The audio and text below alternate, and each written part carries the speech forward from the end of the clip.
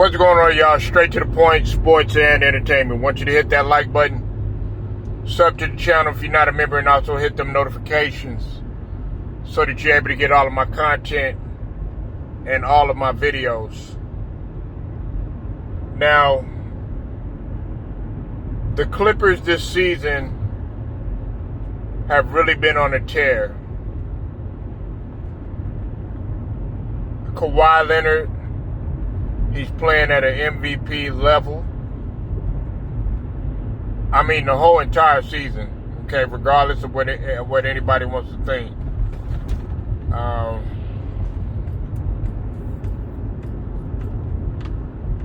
They at one time were first in the West. However, the top four seeds have been interchangeable when we talk about OKC, Minnesota, Denver, and of course them. And they've all been kind of interchangeable.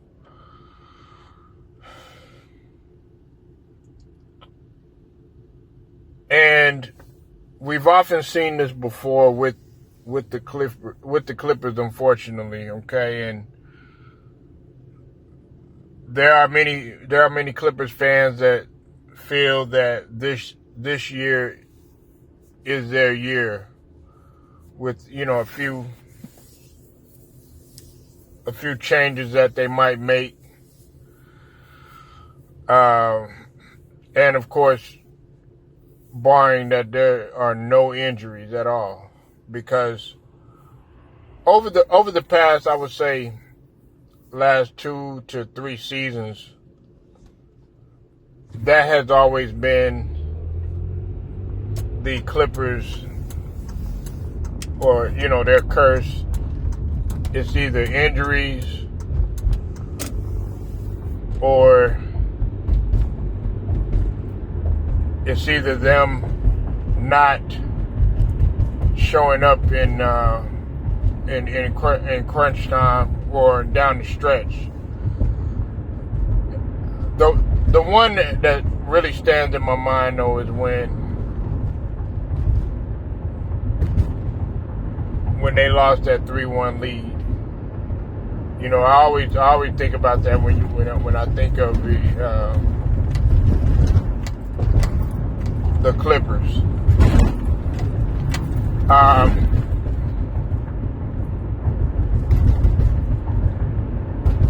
Do I think that the Clippers have enough to win the championship? Yes, I do. Now, I know that Minnesota is a different team. They're a different animal this year. Okay, especially when you consider how long and athletic they are. They are pretty deep too. And they have the emergence of Anthony Edwards. And one thing that you got to give Anthony Edwards is that he showed up in playoff games. That's one thing that you can. But the problem, it tends to be Cat, and of course Rudy Gobert. But I'll get to that in a minute. Now,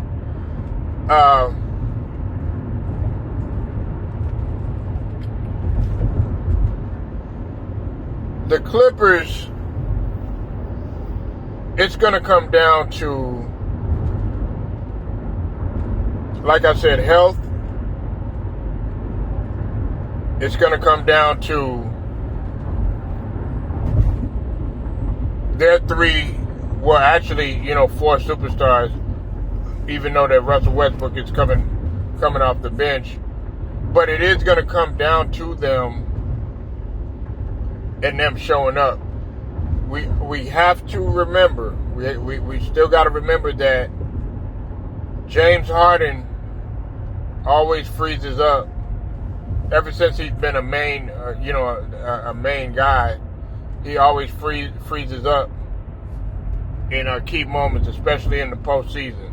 Okay, nobody's really talking about that, but it's a fact. Okay, he froze up, came up short against Houston. I don't really count OKC because they were able to make it to the finals, and he wasn't the main guy. He wasn't the James Harden that we know of now, or have come to know.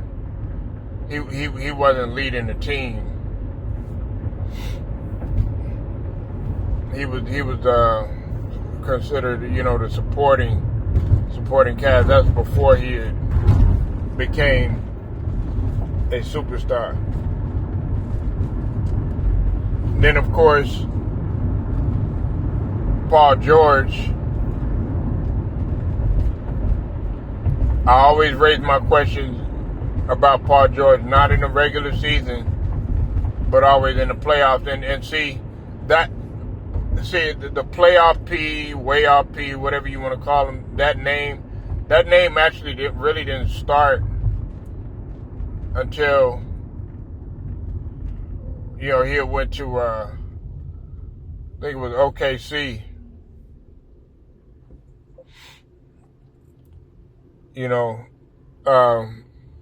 And then of course, when he was in Indiana, he suffered that,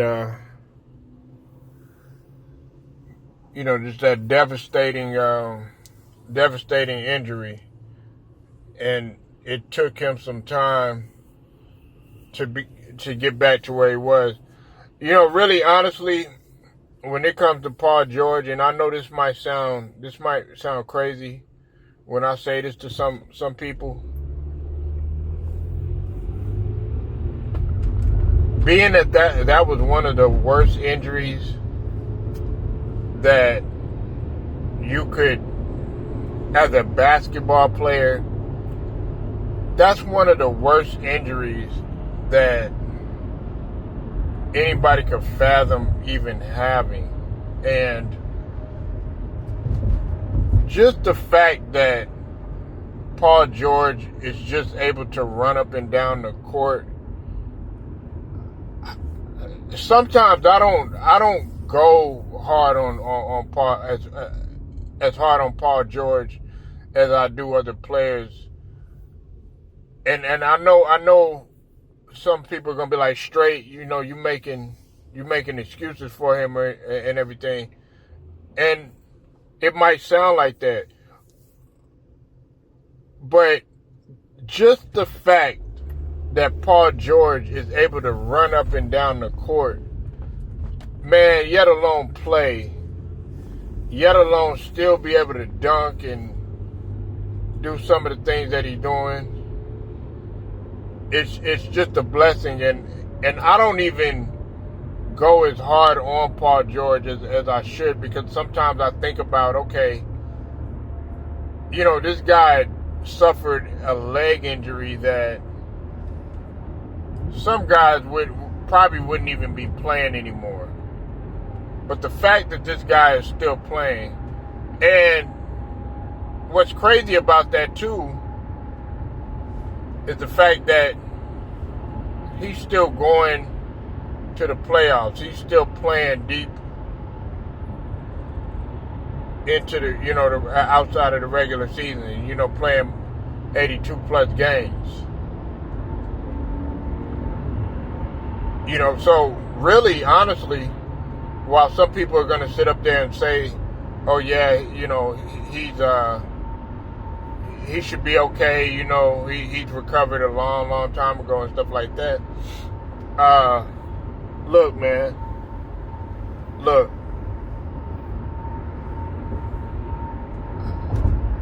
I don't think that he's really like completely healed at times too, because when the change of the weather happens, and you can feel that sort of thing. So I'm quite sure that he feels that in his leg. But I'm not trying to get too much off topic or just make this a dominant conversation just PG-13 or anything like that. But I just had to throw that in there because I don't think people quite understand about how the way that people were feeling at that time. I mean, even it went so as far as Coach K stopping the game when that had happened and told everybody to go home. It was that devastating. And some players didn't even want to play. I think I can remember Kevin Durant said he's not playing. But anyways, man, to get back to the Clippers, I want to give a shout out to the brother the Pull Up Podcast, the brother BJ over there, Pull Up Podcast, man. Definitely a good channel. Go sub to him. He's a Clippers fan. Now, some of these guys over there, man, I was listening to them talk, and one of the guys, they brought up an interesting point. Now, they were talking about a physical. Well, one of the conversations that they were having were playing Kawhi Leonard at the power forward position. Now, while I don't necessarily agree with that, I can kind of understand it, but at the same token, I understand what Tyler was doing. Not that I necessarily agree with it. Now, they were talking about that, but they were also talking about Zubac in terms of him being I guess you could say some people consider him soft, but Zubac is not soft. He's far from soft. It's just that Zubac has an array of moves. People got to understand that when Zubac was with the Lakers, Zubac was actually on pace to do some great things with the Lakers because he came up pretty big with the Lakers. You saw some flashes of Zubac, of what the potential was, where it lied for him. He was always at that time. He was the guy that you could actually count on in terms of rebounding. Being a disruptor, shot blocker, and also making some pretty good crafty moves around the rim. But I think since he's been with the Clippers, you'll see, like I said, some flashes here and there and stuff. But I like Zubac in the beginning. I don't know. I thought Zubac was gonna be more like the Paul Gasol type, you know what I'm saying, to a lesser degree when he had first started out his career. That's just what I saw, but it just didn't pan out in the way that I hoped, because I truly appreciated his game while he was with the Lakers. But Zubac isn't soft. Now, they were saying that they possibly needed to go reach out in the buyout market. See, the problem is, with the buyout market, there aren't any no quality bigs. The only one that stood out in people's mind was Bismack Biyombo, and it was unfortunate, but he ended up getting signed to the OKC Thunder, and that actually was a chess move by the Thunder. You got to give them credit for doing that, because the Thunder, and I'm gonna talk about the Thunder. I'm gonna do a whole video on the Thunder, just to dedicate to them, because it's just a shame that they're still looking at the Thunder as if they're the Thunder from like a few years ago, when nobody, even like last year, when nobody was really talking about them. Like when people just look at the Thunder as, oh man, these guys, ain't nobody paying attention to them. like they were just straight up Bubba Dub trash. But you can't look at them like that this year. And that leads me, well, let me talk about this first too. But they don't have, you're going to have to deal with who you have right now. Now, they were talking about how Cat is soft and Karl Anthony Towns is soft. I don't necessarily agree with that. It's not that Karl Anthony Towns is soft, okay? It's just that in key moments, like when they played last year, when they ended last season, sometimes he gets lost in key moments. Also, they're just gonna have to go ahead and deal with who they have. They have size, but they don't have as much size as a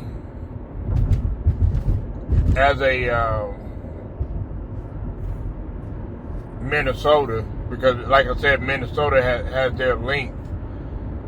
And you know, when you talk about, you know, both Gobert and Karl Anthony Towns, you know, whatever they're trying to make, you know, in terms of a twin tower, a twin tower quote unquote reboot. But the Clippers do have enough weapons to possibly win the championship, because like I said, if Kawhi is playing out of his mind like this in the playoffs, they are going to be a problem. That's one thing that, you know, you can always, and as well as you know, Paul George, and also with Russell Westbrook and James Harden clicking on all cylinders, they'll be cooking like fish grease. Okay, look, I'm a Sixers fan, but I'm able to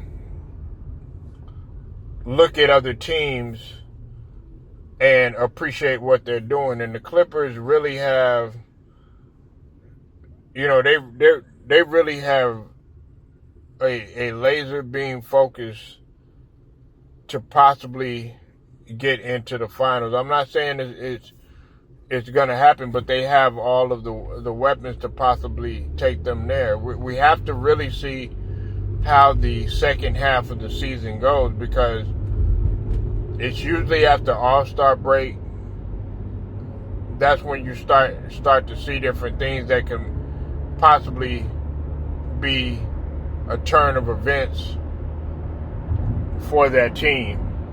And it's unfortunate. We don't want anything like that to take place. Now, which team is going to give them the most problems? Well, of course, it's always going to be Denver. Okay, Denver is always going to give everybody problems. And see, while everybody's talking about Minnesota, when they were talking about Minnesota being, you know, the bully for the Clippers, I mean, hey, we hello, did we forget who won the championship? Did we forget that Jokic was the final MVP? Did we forget the versatility of Jokic? Did you guys forget about Jamal Murray? I mean, did you forget about Michael Porter Jr.? Have you forgotten about Aaron Gordon? Because these guys are the defending champs. And while everybody's sitting here talking about all these other teams, which, you know, rightfully so, you know, I mean, I can't get mad at anybody for talking about OKC or talking about Minnesota or talking about, you know, even, you know, the Clippers or everything, but we still have to remember that Denver is still in it's still the defending champs.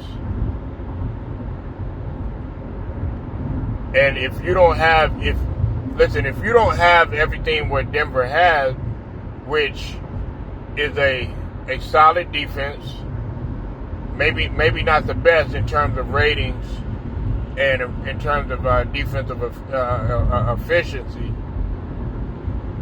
but or rankings, I should say.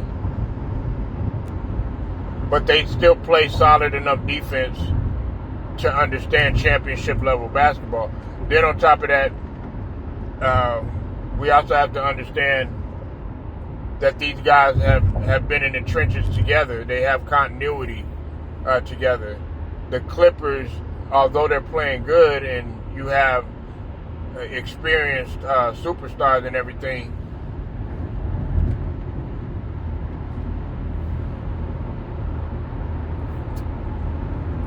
you know, you still have to have that experience together.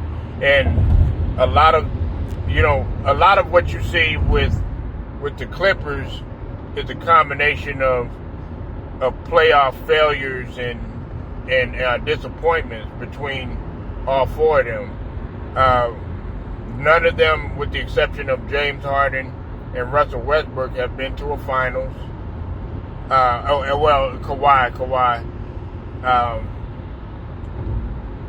Kawhi is the only one that has truly knows championship level experience and has been able to accomplish getting two finals MVPs. So he understands championship level basketball.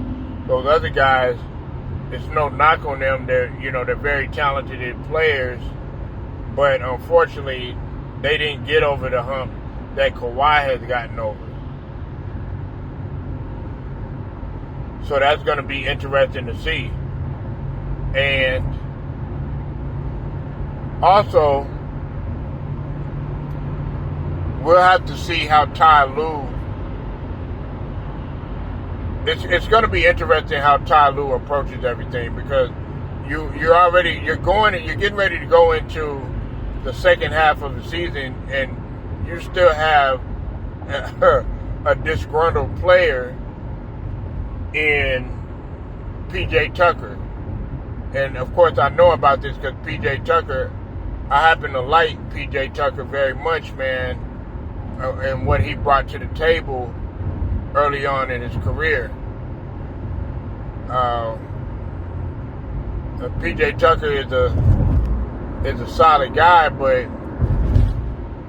he's not what he once was.